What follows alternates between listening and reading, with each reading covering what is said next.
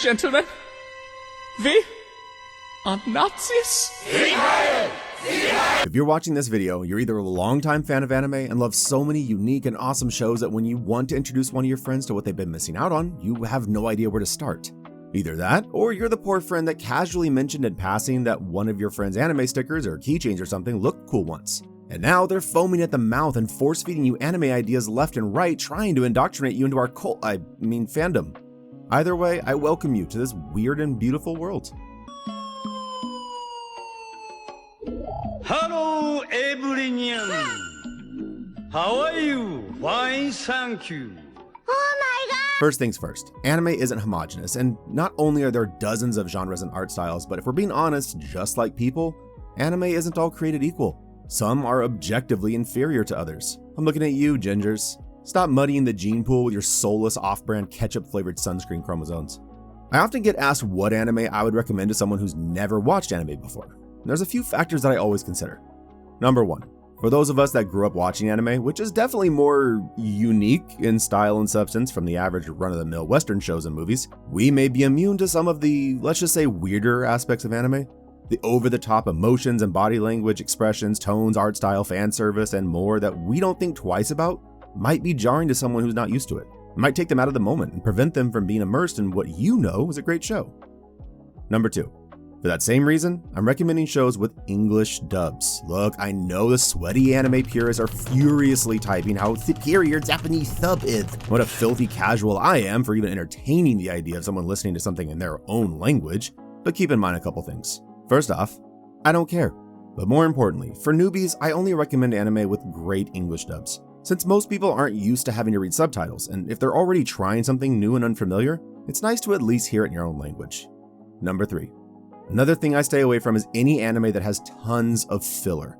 I've lost count of how many times someone has tried to force feed me One Piece because it gets so good around season 47, and I refuse to have to tell someone else to watch a show that I love, but also to skip entire arcs or even seasons because of filler. I'm looking at you, Bleach, because I grew up with you and I absolutely love where you're at lately, but man, to get there, you guys struggle through more filler than a Kardashian washcloth. I know what I have to do, but I don't know if I have the strength to do it. Number four, and lastly, before I give you my top beginner anime recommendations, let me give you one more piece of advice. Know your audience. Just like with traditional movies and shows, if you had a friend that is super into Star Wars and Marvel movies, basically their favorite genre is action-adventure, then you probably wouldn't invite them over to binge old black and white romance movies, right? You know your friend and what they're into, so you'd cater to that. The same is true for anime. For instance, if you're really into fantasy action stuff with a focus on tons of cool fights and powers, then I'd recommend Jujutsu Kaisen. The characters are unique and feel real and flawed, which is difficult to pull off in such a crazy fantasy world with tons of characters without recycling personalities. They all get a chance to shine. That was one of my biggest issues with shows like Naruto, who early on introduced all these different side characters with their own cool powers and personalities, and then basically forgot all of them later on. In Jujutsu Kaisen, each character gets their time to shine, and while there are definitely some that are stronger than others, all the characters are cool in their own way. The fight choreography and animation are some of the most beautiful eye candy you'll ever experience. I feel like this show has fully embraced and pioneered jumping villains, and I love it. Every shonen usually follows the trope of the whole everyone fights one at a time, regardless of how stupid or unfair it is, or the literal world being at stake. But Jujutsu Kaisen? Nah bro, nah. You're gonna catch every metric unit of smoke from every character in the vicinity. The soundtrack is simply amazing. The story isn't its strength, but it's surprisingly complex for a shonen. The plot revolves around a secret organization of superpowered people that protect the world from monsters. It advances naturally, and there aren't idiot tropes just to drive the story forward. The villains are some of the best I've ever seen. And if you want more of a deep dive into that, then check out my last video. I'll put the link down below, but unless you don't care about spoilers, I wouldn't recommend watching it until you've caught up with season 2. Oh, and I'd personally recommend a specific watch order. Start with the first 5 episodes of season 2, which takes place roughly 10 years before season 1 starts. Then watch the movie Jujutsu Kaisen 0, which takes place a year before the start of season 1, and then start season 1. I know it's a lot, but trust me, it will lay the groundwork and you'll understand so much more when you start season 1. It does get very dark and sometimes disturbing, so if you're sensitive to things like that, be warned. But overall, I think it's a perfect starter anime, free of most awkward anime tropes and fan service that could turn off a newcomer.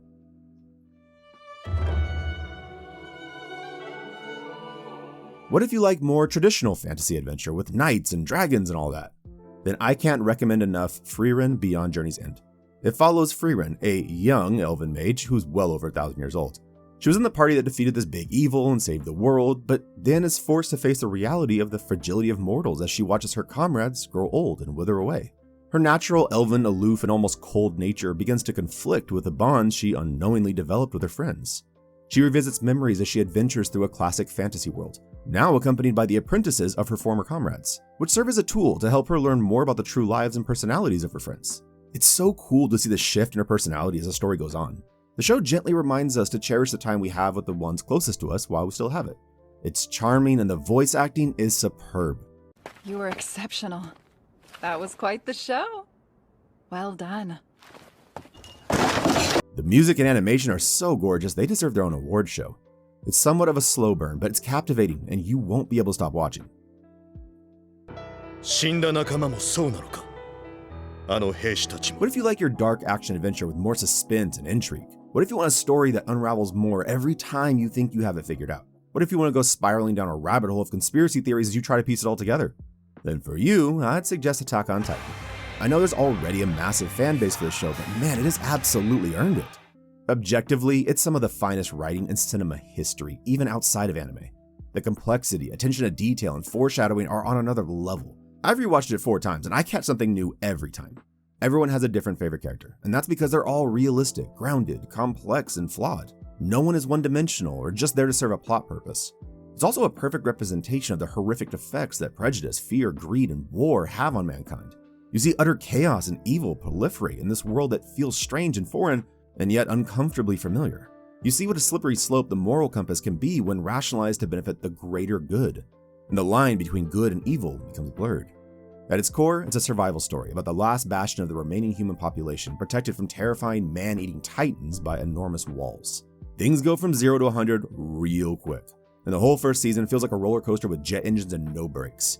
If you don't quite understand everything going on, don't worry, you're not meant to at first. The viewer is meant to mimic the perspective of the main characters, and the show does a masterful job of rarely telling and often showing you just enough to keep you sane. In time, you'll learn massive revelations that further immerse you into the story.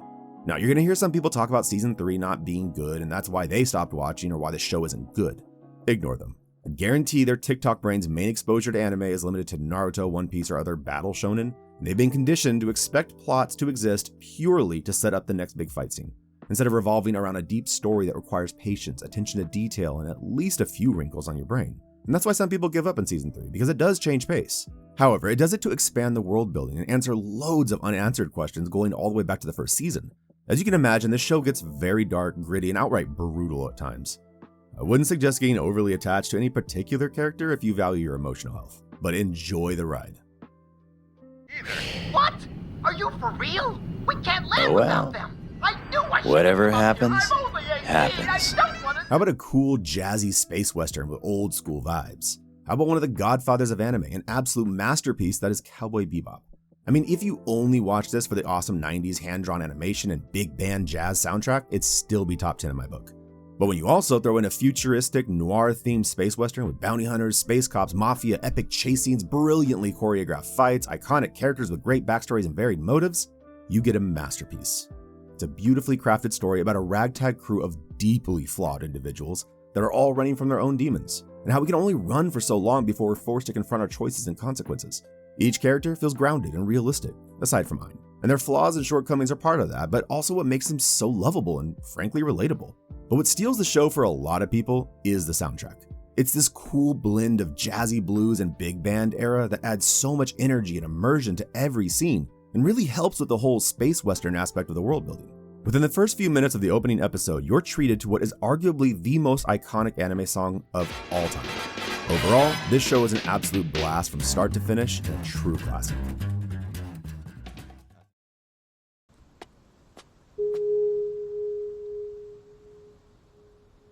Okay, but what if you love a good mystery thriller full of suspense? Let me introduce you to Erased. It's a murder mystery thriller wrapped around a coming-of-age story. The main character has the ability to randomly get sucked back in time a few minutes, usually to prevent a nearby accident from happening. However, one day he's framed for a murder and while on the run, ends up going all the way back to his 5th grade self. He has to adapt to his new/old life while trying to figure out what he's there to prevent and how he can possibly do so. You get to meet his childhood friends, who are all fleshed out really well and add to the story in their own charming way. The show touches on some pretty dark themes like alcoholism, child abuse, murder, but it's never forced or cliched just to be edgy. It sadly feels eerily similar to how messed up our world is and reminds you how bleak and depressing the home life and childhood can be for many today. Of course I know. Maybe even someone you know. It's me. The mystery aspect is done really well, and the intensity and suspense of certain scenes will have you on the edge of your seat screaming at the characters on screen. It has an ending that subverts expectations, but in a satisfying way. If you enjoy the show, Netflix made a live-action adaptation of Erased, and it's genuinely great. Normally, live-action anime adaptations belong in a very special place, but usually because they butcher the source material and try to cram an entire season into an hour-long movie. But this one is a series that perfectly matches the story, pacing, and character tones of the anime, and the actors have great on-screen chemistry. I highly recommend both. Okay, so what if you don't really care for action, adventure, or thrillers? What if you enjoy thoughtful, feel-good dramas? What if you don't want to commit to watching an entire series or a show with multiple seasons? Then for you, I recommend the movie A Silent Voice. It's a slice of life / coming-of-age film about a boy and his friends who bully a deaf student that joins their school. She's the sweetest, most innocent thing, and you might find yourself wanting to commit actual atrocities to children. She's bullied pretty badly for a long time until she ends up leaving the school. Then there's a time skip, and the protagonist is now older and realizes what a piece of crap he was back in the day. He becomes determined to spend as long as it takes to make amends, and his sudden maturity and sense of responsibility and empathy becomes infectious to those around him. There's a very heartfelt story that develops over the course of the film, and it's got a really satisfying ending that feels organic. What makes this movie such a great starter is how cognizant and grounded it is, which helps you focus on the story and the characters. It gracefully handles some really heavy themes like bullying, depression, and suicide. It has some ups and downs, some laughs, a whole lot of feels, and a permanent place in my heart. Dang it, I'm getting soft in my old age. I need to punch a toddler or something to get my rep back up. But sometimes it's better to keep expectations low, because life is easier that way. Ura-michi-kun. Speaking of taking out frustrations on children, how about a comedy set in a low-budget children's show where the main character is in perpetual existential crisis 24/7? Imagine Blue's Clues or Sesame Street, but with the budget of a Blockbuster gift card, and the hosts are all washed up and hate their life. Introducing Life Lessons with Ura-michi Oni-san. This is legitimately one of the funniest shows I've ever watched, anime or not. You'll be cracking up every episode, especially if you enjoy dark meta humor. The show is very self-aware and pokes fun at how inept and delusional higher-ups are versus how embarrassingly overworked, underpaid, and disrespected underlings are.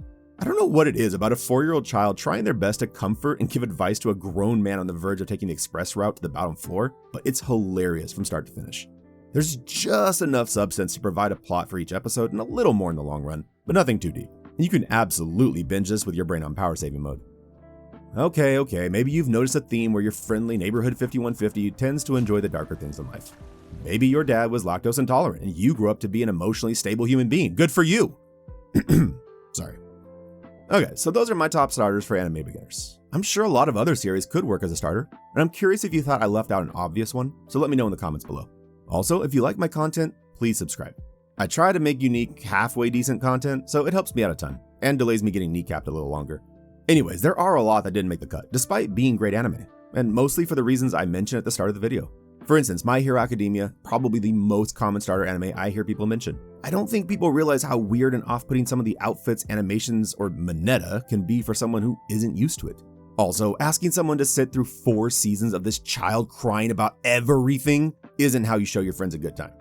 That being said, I do have some honorable mentions, which I don't have time to go into full detail about, but they're all great overall and could easily work for starters.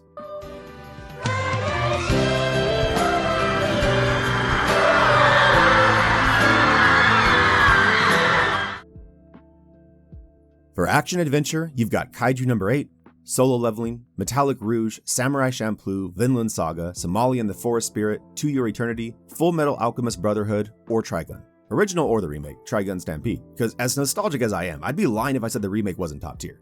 The only anime that actually did 3D animation right. Look how fluid and expressive they are. For serious dramas, you've got Grave of the Fireflies, Violet Evergarden, Weathering with You, and Apothecary Diaries. For comedy or slice of life, you've got Toradora, Tomo-chan's a Girl, Spy X Family, Kotaro Lives Alone, and Mashal. If you've got young kids or just geek out about science, you can't miss Cells at Work, the original, or Dr. Stone. For sci-fi action thrillers, you've got Akira, Parasite, Bakano, Link Click, or Promised Neverland, even if season 2 was rushed. For psychological thrillers, you've got Psycho Pass, Monster, Death Parade, Paranoia Agent, and Wonder Egg Priority. Hopefully this list helps introduce you or someone else to a wonderful new world of entertainment, excitement, and depression. I'll probably revise or just make a whole new list in a few years as new anime comes out, assuming I'm not homeless or the world hasn't ended. Until then, take care and have a great day, you beautiful beasts. Und wie? Den Half Wall?